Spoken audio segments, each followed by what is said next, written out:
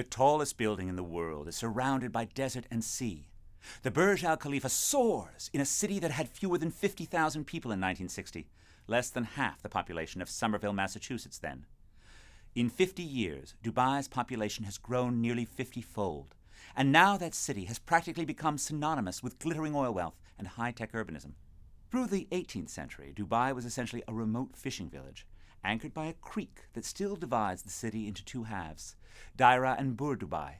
In the 19th century, Dubai broke away from the sheikdom of Abu Dhabi, but both became trucial states, emirates that were allied with Great Britain and ultimately part of a British protectorate that would last until 1971.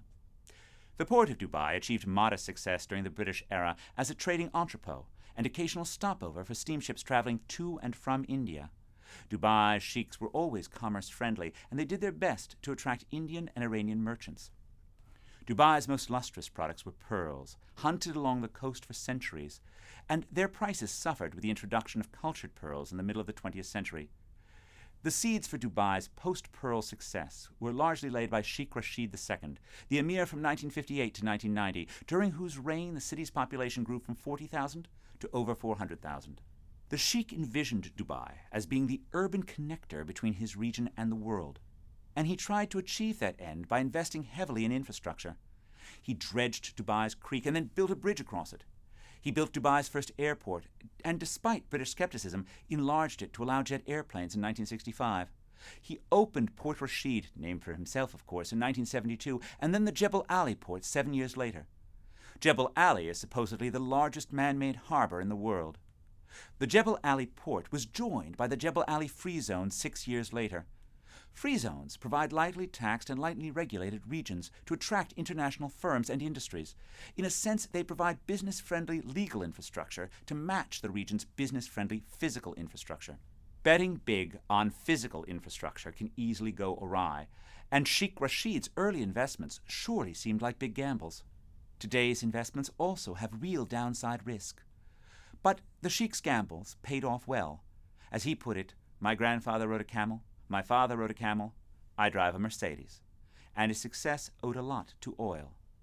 The oil wealth of neighboring Abu Dhabi had been discovered in the 1950s, just before Sheikh Rashid began his reign.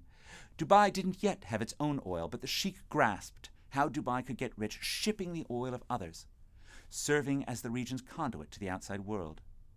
Dubai's own oil was discovered in 1965, but much of that wealth was plowed back into building the city. Sheikh Rashid was convinced that without investing in the city, his grandson would end up riding a camel like his forebears. While some of the sheikdoms prefer to remain more conservative and closed, Dubai has been relatively open to the outside world and keenly aware of its need to attract outside talent. More than 80% of the city's inhabitants are immigrants, above all from India, and they are there not just because of the oil. The failings of India's legal and physical infrastructure and the easy air travel to well-managed Dubai makes Dubai an attractive place to do business. You can certainly meet professionals in Mumbai who spend their weeks working in the Emirates and come home to their families on the weekend. Dubai's recent building burst has captured the imagination of the world. The world's tallest skyscraper, the Burj Khalifa, the world's third tallest hotel, the Burj Al Arab, which sits on a man-made island, the first of 3 that are meant to be built, and the world's second largest shopping mall. In a sense, Dubai's great building boom can be seen as an attempt to keep winning in the global contest to attract human capital. Dubai first made itself a good place to work. Now its shopping malls and skyscrapers and its dolphinarium can be seen as an attempt to create a consumer city as well, a place that is fun as well as productive. When talent is global, investing in quality of life is an economic development strategy. One mantra is that cities should attract and train smart people and then get out of their way. But has Dubai invested too much? Certainly there were rough years in the Great Recession. Dubai had to turn to its oil-rich friends in Abu Dhabi for support. The emirate is again running a deficit in 2017.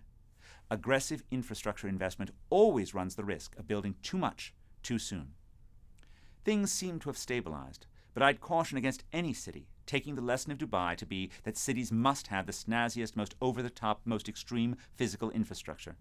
The right lesson, the deeper lesson, is that Dubai has long recognized that it must attract outside talent to succeed, and that is true for all cities.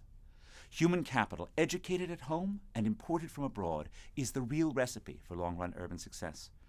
and infrastructure only makes sense when it empowers and brings value to the humanity that is the real city.